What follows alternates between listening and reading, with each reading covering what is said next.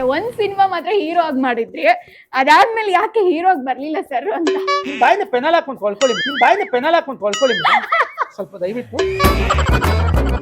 ಈ ತರ ನಂಗೆ ಕಡೆ ಕೊಡಕ್ಕೋಸ್ಕರ ಕರೆದ್ರ ಒಳಗೆ ಮಾತಾಡೋದು ಏಸು ಮುಲಿ ಅಂತ ಹೇಳ್ಬಿಟ್ಟು ನಾನು ಹೀರೋ ಮಾಡಿದ್ರೆ ನೀವು ನೋಡ್ತೀರಾ?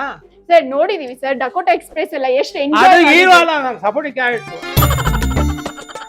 ಇತ್ತೀಚಿನ ಸರದಿನಲ್ಲಿ ದರ್ಶನ್ ಅವರು ತುಂಬಾ ಇದು ನಂಗೆ ತುಂಬಾ ಇಷ್ಟವಾದ ವ್ಯಕ್ತಿ. ನಮ್ಗಂತೂ ಆದಷ್ಟು ಬೇಗ ಬರಬೇಕು ಅಂತ ಪ್ರಾರ್ಥನೆ ಮಾಡ್ತೀವಿ. ನಿಜವಾಗ್ಲೂ ನಾನು ತುಂಬಾ ಆಸೆ ಅವ್ರು ಬಂದ ಇಂಡಸ್ಟ್ರಿ ಬೇರೆ ಬೇರೆ ರೀತಿಯಲ್ಲಿ ನಿಂತ್ಕೊಳ್ಳುತ್ತೆ, ಬೇರೆ ಬೇರೆ ರೀತಿಯಲ್ಲಿ ನಿಂತ್ಕೊಳ್ಳುತ್ತೆ. ಓಕೆ, ಮಗಳು ಶ್ರಾವ್ಯ ಅವ್ರನ್ನ ಇಂಡಸ್ಟ್ರಿಗೆ ತರೋ ಒಂದು ಪ್ರಯತ್ನಗಳು ನಡೀತಾನೆ ಅಂದ್ರೆ ತಂದಿದ್ದೀರಾ ಆಲ್ರೆಡಿ? ನಾನು ರೆಡಿ ಮಾಡ್ತಾ ಇದ್ದೀನಿ 100%. ಅವ್ರಿಗೆ ಒಂದು ಶಾಕಿಂಗ್ ನ್ಯೂಸ್ ಕೊಡ್ತೀನಿ. ನಿಮ್ಮ ಮೇಲೆ ಅಲಿಗೇಷನ್ ಬಂದಿತ್ತು, ಸಾಕಷ್ಟು ಆಡಿಯೋ ವಿಡಿಯೋಗಳು ವೈರಲ್ ಆಗಿದೆ.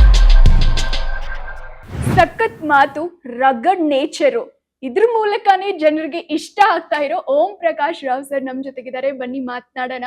ಹಾಯ್ ಸರ್, ಹೇಗಿದ್ದೀರಾ? ಎಷ್ಟು ಚೆನ್ನಾಗಿದ್ದೀನಿ ಮೇಡಮ್. ಸರ್, ನೀವೇನಾದ್ರೂ ತುಂಬಾ ಅಂದ್ರೆ ಆಧ್ಯಾತ್ಮಿಕವಾಗಿರೋರ ಅಂತ ಅಂದ್ರೆ ಮೇಡಮ್ ಅಂತಂದ್ರೆ ಸ್ಪಿರಿಚುವಲಿ ದೇವ್ರು ಪೂಜೆ ಅಂತ? ಹೌದು ಮೇಡಮ್. ಯಾಕಂದ್ರೆ ನಿಮ್ ನೋಡ್ತಾ ಇದ್ರೆ ನಾನು ಪ್ರತಿ ಬಾರಿ ನೋಡ್ದಾಗ್ಲೂ ಆ ಕುಂಕುಮ ಅದು ಒಂದು ತರ ಇರಲ್ಲ, ಒಂದ್ 3-4 ತರ ಇರತ್ತೆ ಸರ್. ಈ Om Prakash Rao I think maybe ಬಿ ತುಂಬಾ ಜನಕ್ಕೆ ಗೊತ್ತಿಲ್ಲ ಅನ್ಸುತ್ತೆ. ಹಾ ಮೇಡಮ್, ನಾನು ಬೆಳಿಗ್ಗೆ ಒಂದು 4:30ಗೆ ಒಂದು 5 o'clock ಎಲ್ಲ ದೇವ್ರ ಮನೇಲಿ ಇರ್ತೀನಿ. ಒಂದು 1 hour ನಾನು ಪೂಜೆ ಮಾಡ್ತೀನಿ. ಆಮೇಲೆ 1 hour ದೇವಸ್ಥಾನಕ್ಕೆ ಹೋಗ್ತೀನಿ, ರಾಜರಾಜೇಶ್ವರ ದೇವಸ್ಥಾನಕ್ಕೆ ಹೋಗಿ ಅಮ್ಮನ ಮಹಾಮಂಗಳಾರತಿ ತಗೊಂಡು ಬರ್ತೀನಿ. ಸರ್, ಮೊದ್ಲಿಂದನೂ ಹೀಗೇನಾ ಸರ್? ಚಿಕ್ಕ ವಯಸ್ಸಿಂದನೂ ಅಭ್ಯಾಸ ಇಟ್ಕೊಂಡು? ಹೌದು ಮೇಡಮ್, ಹೌದು ಮೇಡಮ್.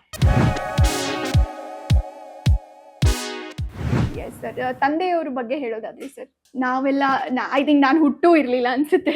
ಸೊ ನಮಗೆ ಅವ್ರ ಬಗ್ಗೆ ಕೇಳೋವಂಥದ್ದೂ ಇಲ್ಲ, ನಾವೆಲ್ಲ ಅವ್ರ ಸಿನಿಮಾಗಳನ್ನ ನೋಡಿರೋರು. ನಮ್ಮ ತಂದೆಯವರು ಒಳ್ಳೆ ಸಂಭಾಷಣೆ ಬರೆಯುವಂಥ ವ್ಯಕ್ತಿ. ಆಮೇಲೆ ನಟರು, ಆಮೇಲೆ ಸ್ಟೇಜಲ್ಲಿ ಒಂದು ಒಳ್ಳೆ ಪ್ಲೇ ಮಾಡಿಸ್ತಾರೆ. ಎಲ್ಲರ ಕೈಲೂ ಒಂದು ಒಳ್ಳೆ ನಾಟಕ ಆಗಲಿ ಇದಾಗಲಿ ಸರಿ, ಎಲ್ಲರ ಜೊತೆ ಕಲಾವಿದ್ರ ಜೊತೆ ಆ್ಯಕ್ಟ್ ಮಾಡುವಂಥ ಮಹಾನ್ ವ್ಯಕ್ತಿ. ಕಾಮಿಡಿ ಅನ್ನೋದನ್ನು ತುಂಬ ಚೆನ್ನಾಗಿ ಅರ್ದು ಕುಡಿದು ಸ್ಪಾಟಲ್ಲಿ ಕ್ರಿಯೇಟಿವಿಟಿ ಮಾಡುವಂಥ ಶಕ್ತಿ ಇರುವಂಥ ವ್ಯಕ್ತಿ ಅವರು. ಅವ್ರು ಬರೆದಿರೋ ಸಂಭಾಷಣೆಗಳಿಗೆ ತುಂಬ ಅವಾರ್ಡ್ಗಳು ಬಂದಿದೆ.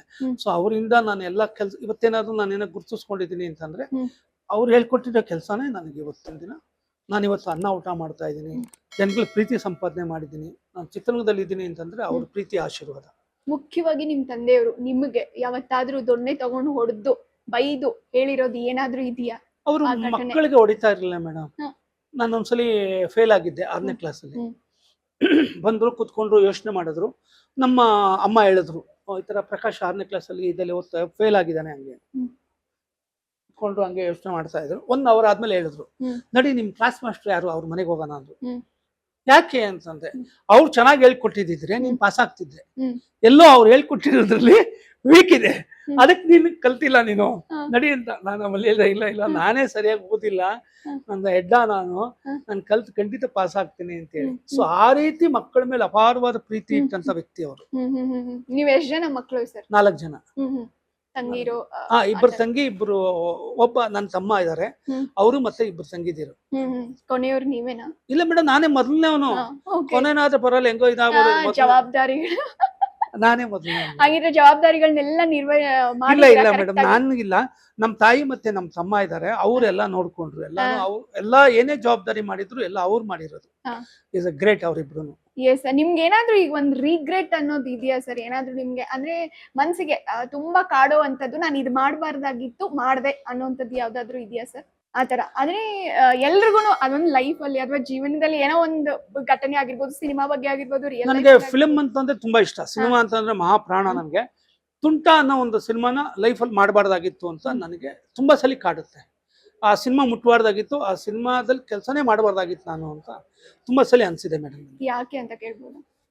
ನನಗೇನೋ ಆ ಸಿನಿಮಾ ಇಷ್ಟ ಆಗ್ಲಿಲ್ಲ ಮೇಡಮ್. ಆಕ್ಚುಲಿ ನಾನು ಹೇಳ್ದೆ, ನಮ್ಮ ಮ್ಯಾನೇಜರ್ ಅನಿಲ್ ಅಂತಿದ್ರು, ಅವ್ರಿಗೆ ಹೇಳ್ದೆ, ಈಗ ನಡೆದಿದೆ ಒಂದು 30 to 40% ಶೂಟಿಂಗ್ ಆಗಿದೆ, ನಿಲ್ಲಿಸ್ಬಿಡೋಣ ಪಿಕ್ಚರ್ನ, ದಯವಿಟ್ಟು ಈ ಸಿನಿಮಾ ಮಾಡೋದು ಬೇಡ, ನಂಗೆ ಯಾಕೋ ಈ ಸಿನಿಮಾ ವೈಬ್ರೇಷನ್ ಚೆನ್ನಾಗಿಲ್ಲ ಅಂತೇಳಿ. ಅದು ಅವರು ಬಲವಂತಕ್ಕೆ ನಾನು ಮಾಡೋ ತರ ಆಯ್ತು, ಇಲ್ಲಾಂದ್ರೆ ಅರ್ಧಕ್ಕೆ ನಿಲ್ಲಿಸ್ತಾ ಇದ್ದೆ. ಅದೊಂದು ನನಗೆ ಅನ್ಸಿದ್ದು, ನನ್ ಮಾಡೋದು ಅಭ್ಯಾಸ. ನನಗೆ ನಾನೊಂಥರ ಅನ್ಸ್ಯಾಟಿಸ್ಫ್ಯಾಕ್ಷನ್ ಪರ್ಸನ್. ಯಾವ್ದಾರ ಸೀನ್ ಮಾಡಿದ್ರೆ ಅದು ಚೆನ್ನಾಗಿಲ್ಲ ಅಂದ್ರೆ ಮತ್ತೆ ನಾನು ನಾಳೆ ದಿನ ಇಮಿಡಿಯೇಟ್ ರೀಶೂಟ್ ಮಾಡಿ ನಿಲ್ಲಿಸ್ತೀನಿ. ಪಬ್ಲಿಕ್ಗೆ ಸಿನಿಮಾ ತಗೊಂಡೋಗಿ ನಿಲ್ಲಿಸ್ಬೇಕಾದ್ರೆ ಒಂದು ಒಳ್ಳೆ ಸಿನಿಮಾ ಮಾಡಿ ಅವ್ರ ಮುಂದೆ ಇಡಬೇಕು ಅನ್ನೋದು ನನ್ನ ಆಸೆ, ನನ್ನ ಕರ್ತವ್ಯ ಮೇಡಮ್ ಅದು. ಓಕೆ, ರಿಯಾಲಿಟಿ ಶೋಗಳು ಅಂತ ಬಂದಾಗ ಇವಾಗ ಕ್ವಾಟ್ಲೆ ಕಿಚನ್ ಯಾಕೆ ನಿಮ್ಗೆ ಅಂತ? ಹಾಗಂತ ಏನಿಲ್ಲ, ನನಗೆ ಪಾಪ ಅವ್ರು ಕೇಳಿದ್ರು. ನಾನು ಇತ್ತೀಚೆಗೆ ನಾನು ರೀಸೆಂಟ್ ಆಗಿ ಅಂದ್ರೆ ಹಿಂದೆ ಬಿಗ್ ಬಾಸ್ ಅಲ್ಲಿ ಕೆಲಸ ಮಾಡಿದ್ದೆ. ಈಗ ಸೇಮ್ ಚಾನಲ್ ಅವರು ನನಗೆ ಈ ತರ ಕ್ವಾಟ್ಲೆ ಕಿಚನ್ ಹೇಳಿದ್ರು. ನಾನು ಹೇಳಿದೆ ಬೇಡಿ, ನನ್ನನ್ನು ಹಾಕ್ಬೇಡಿ, ನನ್ಗೆ ಅಷ್ಟು ಇದಾಗಲ್ಲ ಅಂದ್ರೆ. ಆಮೇಲೆ ಎಲ್ಲರೂ ಅಲ್ಲಿನ ಸಮಕಾಲೀನ ನಟರುಗಳು ಮತ್ತೆ ತುಂಬಾ ಒಳ್ಳೊಳ್ಳೆ ಕೆಲಸಗಾರಗಳಿದ್ದಾರೆ. ಅವ್ರ ಮುಂದೆ ನಾನು ಬಂದಾಗ ಅವ್ರಿಗೆ ಇಸುಮುಸು ಆಗ್ಬಾರ್ದು. ನಾನು ಆಕ್ಚುಲಿ ನಾನು ರೂಮಲ್ಲೂ ಕೂರಲ್ಲ, ಆಕ್ಚುಲಿ ಹೊರಗಡೆ ಹೋಗಿ ಕೂತ್ಕೋತೀನಿ. ಯಾಕೆಂದ್ರೆ ಅವ್ರು ತೊಂದರೆ ಆಗ್ಬಾರ್ದು ಅಂತ. ನನಗೆ ಯಾರಿಗೂ ತೊಂದರೆ ಕೊಡಕ್ ನಂಗೆ ಇಷ್ಟ ಆಗಲ್ಲ. ಅದ್ರಲ್ಲಿ ಅಲ್ಲ ಇಲ್ಲ ಸರ್ ಇಲ್ಲ ಚೆನ್ನಾಗಾಗುತ್ತೆ ಹಾಗೆ ಹೀಗೆ ಅಂತ ಹೇಳಿ ಇದು ಮಾಡಿ ನನ್ನನ್ನ ಇದು ಮಾಡಿದ್ರು. ಸರಿ, ಅದಕ್ಕೆ ಸರಿ ನಾನು ಮನ್ಸಲ್ಲಿ ಅನ್ಕೊಂಡೆ, ನಾನು ಹೇಗಾದ್ರೂ ಮಾಡಿ ಇವ್ರ ಜೊತೆಲಿ ಕೆಲಸ ಮಾಡಿ ಅದು ಜನಗಳಿಗೆ ಇಷ್ಟ ಆಗ್ಬೇಕು, ಆ ರೀತಿ ಯಾವ ರೀತಿ ನಡ್ಕೋಬೇಕು ಅಂತೇಳಿ ಪ್ರತಿದಿನ ಪ್ರಾಕ್ಟೀಸ್ ಮಾಡ್ಕೊಂಡು ಬರ್ತೀನಿ. ಇಲ್ಲಿ ಅಡ್ಗೆ ಮಾಡೋದಾ ಇಲ್ಲ ಕ್ವಾಟ್ಲೆ ಕೊಡ್ತೀರಾ ಎಲ್ರಿಗೂ? ಅಡ್ಗೆ ಮಾಡೋದಾ? ಸೊ ಮನೇಲಿ ಮಾಡ್ತಾ ಇದ್ರೆ ಯಾವಾಗ್ಲೂ ಅಡ್ಗೆ ನೀವು? ಹಾ ಮೇಡಮ್, ಯಾವಾಗ್ಲಾದ್ರೂ ಯಾರು ಇಲ್ಲದೆ ಇದ್ದಾಗ ಮಾಡ್ಕೋತೀನಿ. ಓಕೆ, ನಿಮ್ಗೆ ಫೇವ್ರೆಟ್ ಡಿಶ್ ಯಾವ್ದು ಅಂತ? ಉಪ್ಪಿಟ್ಟು. ಉಪ್ಪಿಟ್ಟ ಸರ್? ಉಪ್ಪಿಟ್ಟು ಕಾಂಕ್ರೀಟ್ ಅಂತಾರೆ ಎಲ್ರು, ಉಪ್ಪಿಟ್ಟು ಬೇಡ ಅಂತಾರೆ. ಕಾಂಕ್ರೀಟ್ ಎಷ್ಟೋ ಜನ ತಿಂತಾರಲ್ಲ, ಅದ್ರಲ್ಲಿ ಏನಿದೆ. ಬಟ್ ನನಗೆ ಉಪ್ಪಿಟ್ಟು ಅಂದ್ರೆ ತುಂಬಾ ಇಷ್ಟ. ನೀವು ಮಾಡೋ ಉಪ್ಪಿಟ್ಟು ಇಷ್ಟನಾ, ಅಮ್ಮ ಮಾಡೋ ಉಪ್ಪಿಟ್ಟು ಇಷ್ಟನಾ, ವೈಫ್ ಮಾಡೋ ಉಪ್ಪಿಟ್ಟು ಇಷ್ಟನಾ? ವೈಫ್ ಮಾಡೋ ಉಪ್ಪಿಟ್ಟು ಇಷ್ಟ. ತುಂಬಾ ಚೆನ್ನಾಗ್ ಮಾಡ್ತಾರೆ. ಅಮ್ಮ ಬೇರೆ ಎಲ್ಲ ಚೆನ್ನಾಗ್ ಮಾಡ್ತಾರೆ, ಬೇರೆ ಎಲ್ಲ ಅದ್ಭುತ. ದೋಸೆಯಿಂದ ಹಿಡಿದು ದೋಸೆ, ಇಡ್ಲಿ, ಆಮೇಲೆ ಕೆಲವೊಂದು ಕ್ಲೀನ್ ಆಗಿ ಅದನ್ನ ರುಬ್ಬಿ ಏನೋ ಒಂಥರ ಮಾಡ್ತಾರೆ ಅವರು, ಅದು ಸಖತ್ತಾಗಿರ್ತಿತ್ತು. ಆಮೇಲೆ ನಾನ್ ವೆಜ್ ತುಂಬಾ ಚೆನ್ನಾಗ್ ಮಾಡ್ತಾರಮ್ಮ. ಇವರು ನಮ್ಮ ಭವ್ಯ ಅವರು ಎಲ್ಲಾನು ಚೆನ್ನಾಗ್ ಮಾಡ್ತಾರೆ, ಎಲ್ಲಾನು ಚೆನ್ನಾಗ್ ಮಾಡ್ತಾರೆ. It's good. ನಾನೇನಾದ್ರು ಕಲ್ತಿದ್ರೆ ಅವರಿಂದ ಕಲ್ತಿದ್ದೀನಿ. ಓಕೆ, ಮಗಳು ಶ್ರಾವ್ಯ ಅವ್ರನ್ನ ಇಂಡಸ್ಟ್ರಿಗೆ ತರೋ ಒಂದು ಪ್ರಯತ್ನಗಳು ನಡೀತಾನೆ ಅಂದ್ರೆ ತಂದಿದ್ದೀರಾ ಆಲ್ರೆಡಿ. ಎಲ್ಲ ಒಂದ್ ಕಡೆ ಒಂದು ಸಕ್ಸಸ್ ಅನ್ನೋದು ಇನ್ನೂ ಸಿಕ್ಕಿಲ್ಲ. ಅದಕ್ಕೆ ನೀವೇನು ಪ್ರಯತ್ನ ಪಡ್ತಾ ಇಲ್ವಾ? ಇಷ್ಟು ಡೈರೆಕ್ಟ್ರು ಒಳ್ಳೆ ಸಿನಿಮಾಗಳನ್ನ ಕೊಟ್ಟಿದ್ದೀರಾ, ಮುಂದೆ ಅವ್ರ ಕೈಲಿ ಒಂದು ಒಳ್ಳೆ ಪಾತ್ರ ಮಾಡಿಸಿ, ಅವ್ರು ಒಳ್ಳೆ ಕಲಾವಿದೆ ಇದ್ದಾರೆ ಅವ್ರ ಒಳಗಡೆ, ಅದನ್ನ ನಿಲ್ಲಿಸ್ಬೇಕು ಅಂತೇಳಿ ನಾನು ಈಗ ಇದಾಗ್ಲೇ ಆಗಸ್ಟ್ ಕಳೀಲಿ ಅಂತ ಕಾಯ್ತಾ ಇದ್ದೀನಿ. ಖಂಡಿತ ನಾನು ಮಾಡೇ ಮಾಡ್ತೀನಿ ಅವ್ರ ಜೊತೆ ಕೆಲಸ. ಈಗ ನಡೀತಿದೆ ಎಲ್ಲ ತಯಾರಿ? ನಾನು ರೆಡಿ ಮಾಡ್ತಾ ಇದ್ದೀನಿ 100%. ಅವ್ರಿಗೆ ಒಂದು ಶಾಕಿಂಗ್ ನ್ಯೂಸ್ ಕೊಡ್ತೀನಿ. ಅವರು ತುಂಬಾ ಒಳ್ಳೆ ಕಲಾವಿದೆ ಅವರು. ಅವ್ರ ಜೊತೆ ಕೆಲಸ ಮಾಡೋದು ನಂಗೆ ತುಂಬಾ ಇಷ್ಟ. ಅವ್ರ ಒಳ್ಳೆ ಪಾತ್ರ ಮಾಡಿಸಿ ಅವ್ರ ಕೈಲಿ ಅವರು ಒಂದು ಒಳ್ಳೆ ಪ್ರಬುದ್ಧವಾದ ನಟಿ ಮತ್ತೆ ಒಂದು ಸಕ್ಸಸ್ಫುಲ್ ಆರ್ಟಿಸ್ಟ್ ಅನ್ನೋದನ್ನ ಖಂಡಿತ ಅವರಿಂದ ನಿಂತ್ಕೊಂಡು ನಾನು ಕೆಲಸ ಮಾಡೇ ಮಾಡ್ತೀನಿ. ಓಕೆ, ಅಪ್ಪ ಮಗಳ ರ್ಯಾಪ್ ಹೇಗಿದೆ ಅಂತ? ಚೆನ್ನಾಗಿದೆ. Is good. ಓಕೆ, ಅವ್ರ ಸ್ಕೂಲ್ ಕಾಲೇಜ್ ಟೈಮಲ್ಲೆಲ್ಲ ನೀವು ಹೋಗ್ತಾ ಇದ್ರಾ ಇದಕ್ಕೆಲ್ಲ? ಅವ್ರನ್ನ ನಾನು ನೋಡ್ತಾ ಇದ್ದಿದ್ದೆ ತುಂಬಾ ಕಮ್ಮಿ. ಶೂಟಿಂಗ್ ಅಂತ ಹೋದ್ರೆ ನನ್ಗೆ ಮಕ್ಳಿದಾರೆ ಅಂತ ಗ್ಯಾಪ್ನ ಬರೋದು ಮನೆಗೆ ಬಂದಾಗ್ಲೇ. ಅದೇ ಎಲ್ರಿಗೂ ಅದೊಂದು ಕ್ವೆಶನ್ ಇದೆ, ಏನಕ್ಕೆ ಸರ್ ನಿಂತ್ಕೊಳ್ತಾ ಇಲ್ಲ ಮಗಳ ಜೊತೆಗೆ? ನಿಂತ್ಕೊಂಡು ತಂದ್ರೆ ಇಷ್ಟೊತ್ತಿಗೆ ದೊಡ್ಡ ಹೀರೋಯಿನ್ ಆಗಬಹುದಿತ್ತೇನೋ ಅನ್ನೋ ಒಂದು. ಬಟ್ ಒಂದು ಒಳ್ಳೆ ಎಕ್ಸ್ಟ್ರಾನರಿ ಕಲಾವಿದೆ ಆಗಿ ನಾಯಕ ನಟಿ ಆಗೋ ಎಲ್ಲಾ ಪ್ರಬುದ್ಧತೆ ಇರುವಂತ ಹುಡುಗಿ, ನಾನು ಖಂಡಿತ ಕೆಲಸ ಮಾಡೇ ಮಾಡ್ತೀನಿ. ಮತ್ತೆ ಅವ್ರು ತುಂಬಾ ಸಾರಿ ಹೆಸರುಗಳನ್ನ ಚೇಂಜ್ ಮಾಡ್ಕೊಳ್ತಾನೆ ಇದ್ರು. ಅವ್ರು ತುಂಬಾ ಆಸೆ ಅನ್ಸುತ್ತೆ, ಅದು ಹೆಸರುಗಳು ಚೇಂಜ್ ಮಾಡ್ತಾರೆ. ಲಾಸ್ಟ್ ಅಲ್ಲಿ ಏನ್ ಹೆಸರು ಇಟ್ಕೋತಾರೋ ಅದ್ರಲ್ಲಿ ಕರೆಯೋದು. ನೀವೇನ್ ಇಟ್ಟಿದ್ರಿ? ಖುಷ್ಬು ಯಾಕೆ ಅಂತ ಕೇಳ್ಬೋದಾ? ಆವಾಗ ಖುಷ್ಬು ಅವ್ರ ಟ್ರೆಂಡ್ ಅಲ್ಲಿ ಇದ್ರಲ್ಲ ಅದಕ್ಕ? ಇಲ್ಲಪ್ಪ, ನನ್ಗೆ ಆತರ ಎಲ್ಲ ಆಸೆ ಇಲ್ಲ. ನಾನೊಬ್ಬ ಸಿನಿಮಾ ಮೇಕರ್ ಆಗಿ ನಾನು ಆತರ ಆಸೆ ಪಡೋದು ತಪ್ಪು. ನನ್ಗೆ ಆತರ ಎಲ್ಲ ಏನಿಲ್ಲ. ನನ್ನ ಮಗಳಿಗೆ ಆ ಹೆಸರು ಅಕ್ಷರ ಒದಗ್ ಬಂತು, ಅದು ಇಟ್ಟಿದ್ದೀನಿ ಅಷ್ಟೇ. ಓಕೆ, ಸೊ ನಿಮ್ಗೆ ಯಾವ್ದೇ ಒಂದು ಈಗ ಸಿಚುವೇಶನ್ ಅಥವಾ ಸಿನಿಮಾಗಳೇನೇ ಆದ್ರೂ ನಿಮಗೆ ಅಂದ್ರೆ ಒಬ್ರು ಸ್ಪಿರಿಚುವಲ್ ಮನುಷ್ಯ ಆಗಿರೋದ್ರಿಂದ ನಾನು ಕೇಳ್ತಾ ಇದ್ದೀನಿ, ಇದು ಆಗಲ್ಲ, ಇದು ಹೋಗಲ್ಲ, ಇದಾಗಲ್ಲ ಅಂತ ಗೊತ್ತಾಗ್ಬಿಡತ್ತೆ, ಹಿಂಟ್ ಸಿಗುತ್ತಾ ನಿಮ್ಗೆ? ಸಿಗುತ್ತೆ. ನಾನು ತುಂಬಾ ಸಲ ಹೇಳಿದ್ದೀನಿ, ನಮ್ ಸಿನಿಮಾ ಮೇಲೆ ಎಕ್ಸ್ಪೀರಿಯನ್ಸ್ ನನ್ಗಾಗಿದೆ. ಬೇರೆಯವ್ರ ಸಿನಿಮಾಗಳನ್ನ ಕೂಡ ನೋಡಿದಾಗ ನಾವು ಸರ್ಕಲ್ ಅಲ್ಲಿ ಮಾತಾಡ್ತೀವಿ, ಇದು ಈ ಮಟ್ಟಕ್ಕೆ ಹೋಗುತ್ತೆ, ಇಷ್ಟಿರುತ್ತೆ ಅಂತ. ಅದ್ರಲ್ಲಿ ಆಲ್ಮೋಸ್ಟ್ ಅಲ್ಲಿ ಎಲ್ಲ ನಿಜ ಆಗಿದೆ. ಓಕೆ, ಅದನ್ನ ನಿಮ್ಮ ನಿಜ ಜೀವನಕ್ಕೆ ನೀವು ಅಳವಡಿಸ್ಕೊಳ್ಳಿಲ್ವಾ? ಆಗಲ್ಲ. ನಿಮ್ಗೆ ಯಾವತ್ತೂ ಅಷ್ಟೇ, ಇನ್ನೊಬ್ಬರಿಗೆ ಬುದ್ಧಿ ಹೇಳೋ ವ್ಯಕ್ತಿ ಎಲ್ಲೋ ಒಂದ್ ಕಡೆ, ನಾನು ನನ್ನ ಪರವಾಗಿ ಮಾತಾಡ್ತಿದ್ದೀನಿ ಅಷ್ಟೇ. ನಾವು ಕೆಲವು ವಿಷಯದಲ್ಲಿ ದಡ್ಡರಾಗಿರ್ತೀವಿ, ಅದಕ್ಕೆ ನಾನೇ ಸಾಕ್ಷಿ. ಬಹಳಷ್ಟು ಜನ ಈಗ ಜ್ಯೋತಿಷಿಗಳು ಹೇಳ್ತಾರೆ ಅವ್ರೇನೆ ಮಾಡ್ಕೊಳಕ್ ಆಗಲ್ಲ ಅಂತ. ಆಗಲ್ಲ. ನಾವೆಲ್ಲ ಬೈತಾ ಇರ್ತೀವಿ, ಹಿಂದೆ ನೀನ್ ನೋಡ್ಕೊಳಕ್ ಆಗಲ್ಲ, ಮತ್ತೆ ಇನ್ನೊಬ್ರನ್ನ ಹೆಂಗಿದ್ ಮಾಡ್ತೀರಾ ಅಂತ. ಹೌದು, ಬುದ್ಧಿ ಹೇಳೋದು ಈಸಿ. ಇವತ್ತು ಬೀದಿಗೊಬ್ರು ಇದ್ದಾರೆ ಬುದ್ಧಿ ಹೇಳಕ್ಕೆ, ಕೇಳೋರು ಯಾರು? ಅದು ಸರ್ ಇನ್ನೊಂದು ಬ್ಯಾಕ್ ಟು ದ ಸಿನಿಮಾ ಹೋಗೋದಾದ್ರೆ ಅಣ್ಣವ್ರ ಜೊತೆ ಎಲ್ಲ ಮಾತಾಡಿದ್ದು ಆ ಥರದ್ದು ಏನಾದ್ರು ನೆನಪಿದೆಯಾ ಸರ್ ನಿಮ್ಗೆ? ನಾನು ತುಂಬಾ ಮಾತಾಡಿದ್ದೀನಿ. ಅವರು ತುಂಬಾ ಅಂದ್ರೆ ನಂಗೆ ತುಂಬಾ ಇಷ್ಟವಾದ ಮಹಾನ್ ವ್ಯಕ್ತಿ ಅವರು. ಅವರಾಗ್ಲಿ ಮತ್ತೆ ಅವ್ರ ಬ್ರದರ್ ವರದಪ್ಪಣ್ಣ ಅವರಾಗ್ಲಿ ಸಿನಿಮಾಗೆ ಸಂಬಂಧಪಟ್ಟ ಹಾಗೆ ಅವರಿಬ್ಬರನ್ನ ನೆನ್ಸ್ಕೊಳ್ದೇ ಇರೋ ದಿನಾನೂ ಇಲ್ಲ ನಾನು. ಪ್ರತಿದಿನ ಅವ್ರಿಗೆ ಫೋಟೋಗೆ ನಮಸ್ಕಾರ ಮಾಡಿ ನಾನು ಹೊರಗಡೆ ಬರೋದು. ನಾನು ಅಷ್ಟು ಪ್ರೀತಿಸ್ತೀನಿ ಅವ್ರನ್ನ. ಆಮೇಲೆ ಅವ್ರ ಆಶೀರ್ವಾದ ನಮ್ಮ ಮೇಲೆ ಸದಾ ಇರ್ಲಿ. ಆಮೇಲೆ ನಾವು ಲೀಲಾಜಾಲವಾಗಿ ಇಷ್ಟೊಂದು ಮಾಡ್ತೀವಿ ಅಂದ್ರೆ ಅವ್ರ ಹೋರಾಟನೂ ತುಂಬಾ ಮುಖ್ಯವಾದದ್ದು ನಮ್ಮ ರಾಜ್ಕುಮಾರ್ ಸಾರ್ದು ಮತ್ತೆ ಇದು. ಸೊ ಅದಕ್ಕೆ ನಾನು ಯಾವುದೇ ಕಾರಣಕ್ಕೂ ಆತರ ಏನು ಒಂದು ಸ್ಪೆಷಲ್ ಘಟನೆ ಅಂತ ಏನಿಲ್ಲ, ಅಂದ್ರೆ ನಿಮಗೆ ಅವ್ರು ಹೇಳಿರೋದು ಅಥವಾ ನಿಮ್ಮ ಸಿನಿಮಾ ಬಗ್ಗೆ ಹೇಳಿರೋದು ಅಥವಾ ನಿಮ್ಮ ಸಿನಿಮಾ ಬಗ್ಗೆ ತುಂಬಾ ಹೇಳಿದ್ದಾರೆ. ಎಲ್ಲಾ ಪಿಕ್ಚರ್ ಬಗ್ಗೆ AK-47 ಇಂದ ಹಿಡಿದು ಎಲ್ಲರ ಬಗ್ಗೆ. ಆಮೇಲೆ AK-47 ಪಿಕ್ಚರ್ ನೋಡಿದಾಗ ನನ್ನ ಮಗನ ತುಂಬಾ ಚೆನ್ನಾಗಿ ತೋರಿಸಿದೀರಾ ಅಂತ ಹೇಳಿದ್ರು ಅವರು. ಮೇಡಮ್ ಪಾರ್ವತಮ್ಮ ಮೇಡಮ್ ಅವರು. ಆಮೇಲೆ ಹುಚ್ಚ ನೋಡ್ದಾಗ ಹೇಳಿದ್ರು, ಈ ಪಿಕ್ಚರ್ ನೋಡದೇ ಇರೋರೇ ಹುಚ್ಚರು ಅಂತ ಹೇಳಿದ್ರು. ಅದೊಂದು ವರ್ಡ್ ಹೇಳಿದ್ರು. ಆಮೇಲೆ ನಮ್ಮ ಚಿಕ್ಕ ಮಗನ ಜೊತೆನಲ್ಲಿ AK-47 ಡೈರೆಕ್ಟರ್ ಜೊತೆ ಪಿಕ್ಚರ್ ಮಾಡಬೇಕು ಅಂತ ಮಾತಾಡಿದ್ರು. ಇದೆಲ್ಲ ತುಂಬಾ ಮರೆಯಕ್ಕಾಗದೇ ಇರುವಂತ ವಿಷಯಗಳು. ಸರ್, ನೀವು ಇಂಡಸ್ಟ್ರಿಯಲ್ಲಿ ಎಲ್ಲರ ಜೊತೆನೂ ಆಲ್ಮೋಸ್ಟ್ ಕೆಲಸ ಮಾಡಿದ್ದಾರೆ. ಶಿವಣ್ಣ ಇಂದ ಹಿಡಿದು ಸುದೀಪ್ ಸರ್ ಇಂದ ಹಿಡಿದು ಆಮೇಲೆ ದರ್ಶನ್ ಅವರ ಜೊತೆಗೂ ಎಲ್ಲರ ಜೊತೆಗೂ ಕೆಲಸ ಮಾಡಿದ್ದೀರಾ. ಎಲ್ರಿಗೂ ಒಂದು ಬ್ರೇಕ್ ತಂದು ಕೊಟ್ಟಿದ್ದೀರಾ.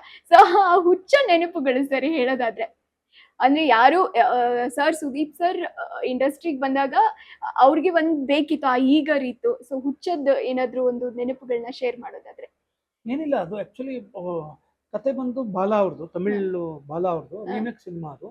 ಅದನ್ನ ಯಾವ ರೀತಿ ಕನ್ನಡಕ್ಕೆ ತಂದ್ರೆ ಚೆನ್ನಾಗಿರುತ್ತೆ, ಇವರು ಸುದೀಪ್ ಅವ್ರನ್ನ ಅದ್ರಲ್ಲಿ ಕೂರಿಸಿ ಅವರು ಹೇಗೆ ಅದರಲ್ಲಿ ಆಕ್ಟ್ ಮಾಡಿದ್ರೆ ಮತ್ತೆ ಇದು ಮಾಡಿದ್ರೆ ಅಂತೇಳಿ ನಾವು ಅನ್ಕೊಂಡಿದ್ದು. ನಾವು ಆಸ್ ಎ ಇದಾಗಿ ಒಬ್ಬ ನಿರ್ದೇಶಕನಾಗಿ ಒಬ್ಬ ಕೆಲಸಗಾರನಾಗಿ. ಸೊ ಆ ಇದಕ್ಕೆ ಅವರು ತುಂಬಾ ಚೆನ್ನಾಗಿ ಹೋಮ್ ವರ್ಕ್ ಮಾಡಿಕೊಂಡು ಬಂದು ನಿಂತ್ಕೊಂಡ್ರು, ಕೆಲಸ ಮಾಡಿದ್ರು. ಸುದೀಪ್ ಅವರು ಕೂಡ ಅಷ್ಟೇ ಚೆನ್ನಾಗಿ ಕೆಲಸ ಮಾಡಿದ್ರು, ನಿಷ್ಠೆಯಿಂದ ಕೆಲಸ ಮಾಡಿದ್ರು.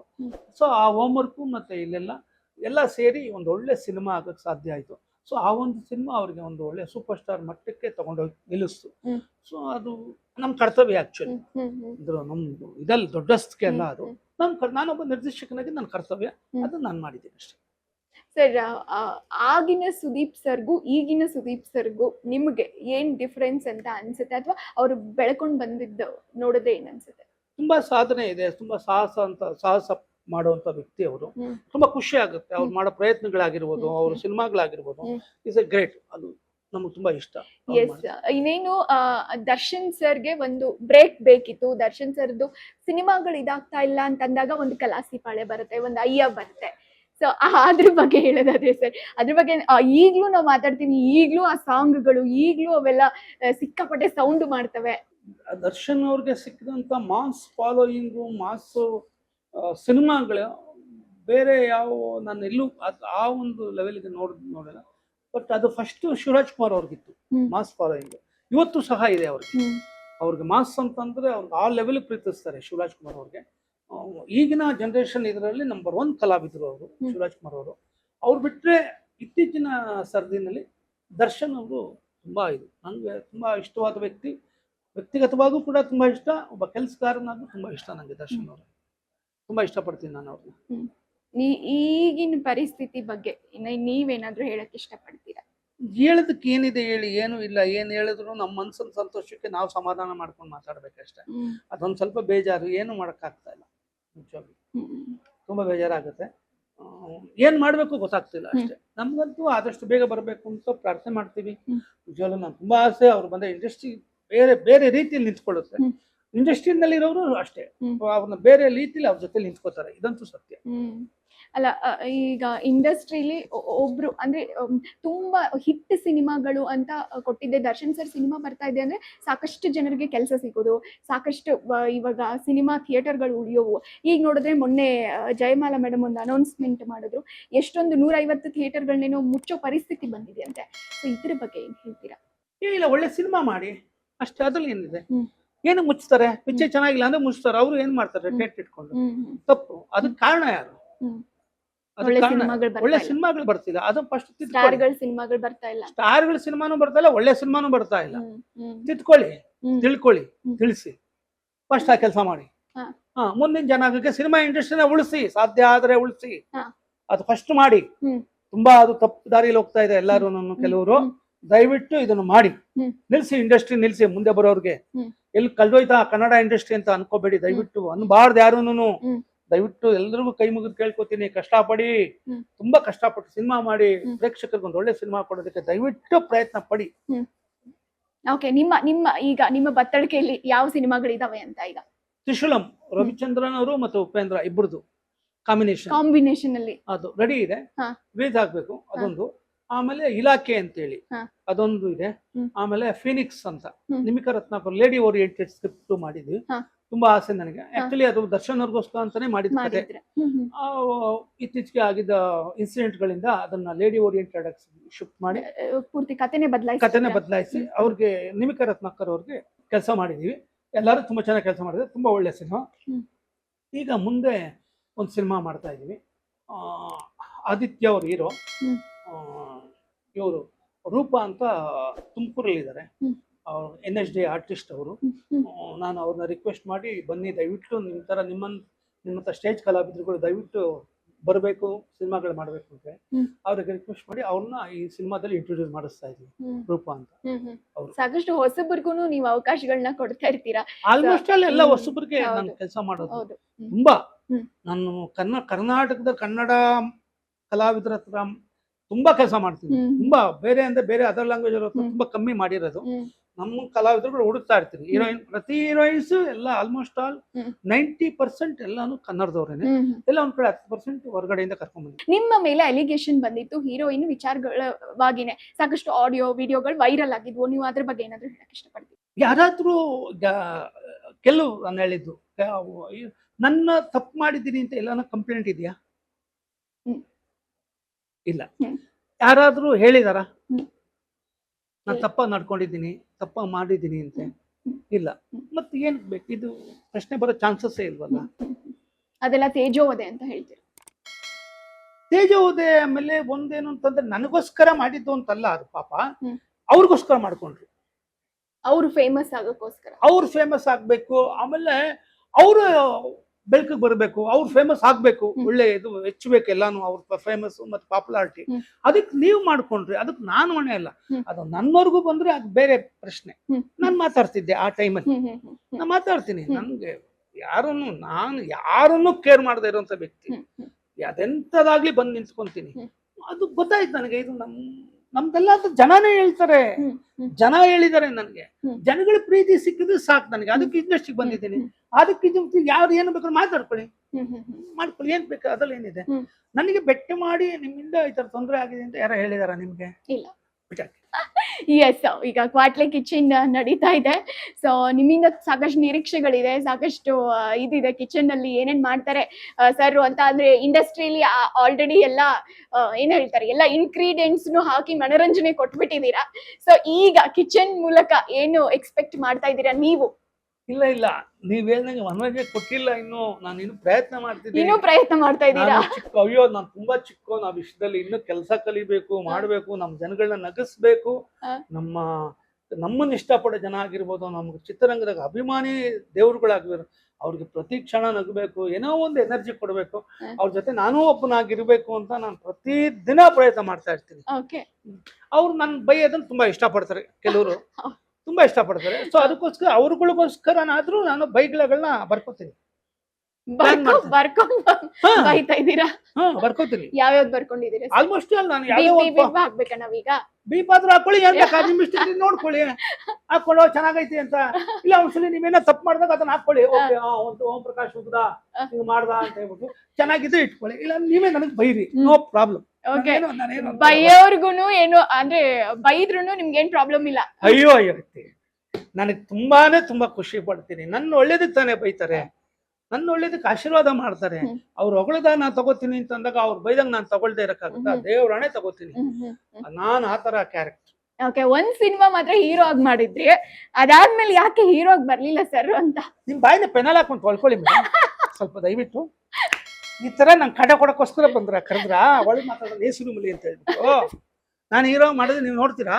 ಸರ್ ನೋಡಿದೀವಿ ಸರ್, ಡಕೋಟಾ ಎಕ್ಸ್ಪ್ರೆಸ್ ಎಲ್ಲ ಎಷ್ಟು ಹೀರೋ ಅಲ್ಲ, ನಾನು ಸಪೋರ್ಟಿಂಗ್ ಕ್ಯಾರೆಕ್ಟರ್. ಅದು ಹೀರೋನೇ. ದಯವಿಟ್ಟು ತಾಯಿ ನಿಮ್ಮ ಪಾದಕ್ಕೂ ನಮಸ್ಕಾರ. ನನ್ನ ಬಿಟ್ಟು ನಾನ್ ಮಾತ್ರ ಹೀರೋಗೆ ಆಕ್ಟ್ ಮಾಡಲ್ಲ. ನಟನೆನೇ ಮಾಡಲ್ವಾ? ನಟನೆ ಮಾಡ್ತೀನಿ, ಹೀರೋ ಬೇಡ. ನಾನು ಹೀರೋ ಮೆಟೀರಿಯಲ್ ಅಲ್ಲ. ಹಾ. ನನ್ನನ್ನು ಏನು ನೀವು ಆಕ್ಚುಲಿ ಈಗ ಒಂದು 10 ನಿಮಿಷದಿಂದ ನೀವು ನನ್ನ ನೋಡ್ಕೊಂಡು ಮಾತಾಡ್ತಿದ್ದೀರಾ ಅಂದ್ರೆ ಇಷ್ಟು ಗುಂಡ್ಗೆ ಇರ್ಬೇಕು ನಿಮ್ಗೆ ಅಲ್ವಾ? ಇದಲ್ಲ ಅದು ನಾನು ಮೆಚ್ತೀನಿ. ನಂಗೆ ಇಷ್ಟ ಆಗಲ್ಲ ಮೇಡಮ್. ಹಾ. ನಾನು ಹೀರೋ ಮೆಟೀರಿಯಲ್ ಅಲ್ಲ, ನನಗೆ ಗೊತ್ತು. ನನಗೆ ಹಾ. ನಾನು ಹೇಳ್ತೀನಿ ಎಲ್ರಿಗೂ, ನಂಗೆ ಈಗಲೂ ತುಂಬಾ ಅವಕಾಶಗಳು ಬರ್ತವೆ. ಕಾಮಿಡಿ ಪಿಕ್ಚರ್ ಈ ತರ ಮಾಡೋಣ ಹಂಗೆ ಹಿಂಗೆ. ನನಗೆ ಹೀರೋ ಜೊತೆ ಒಂದು ಕಾಮಿಡಿ ಕ್ಯಾರೆಕ್ಟರ್ ಕೊಡಿ, ಸಪೋರ್ಟಿಂಗ್ ರೋಲ್ ಕೊಡಿ, ಏನ್ ಬೇಕಾದ್ರೂ ಕೊಡಿ.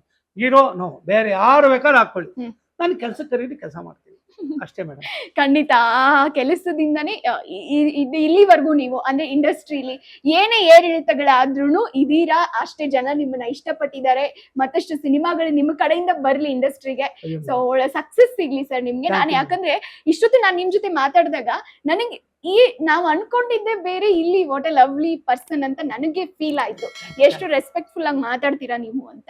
ಸರ್ ನಿಮ್ ಕಡೆಯಿಂದ ಇನ್ನಷ್ಟು ಕೊಡುಗೆ ಬರ್ಲಿ ಇಂಡಸ್ಟ್ರಿಗೆ ಅಂತ ನಾನು ಕೇಳ್ಕೊತೀನಿ. Thank you so much sir. Thank you. ನಿಮ್ಗೆಲ್ಲ ಇಷ್ಟ ಆಯ್ತು ಅನ್ಕೋತೀನಿ. Thank you so much.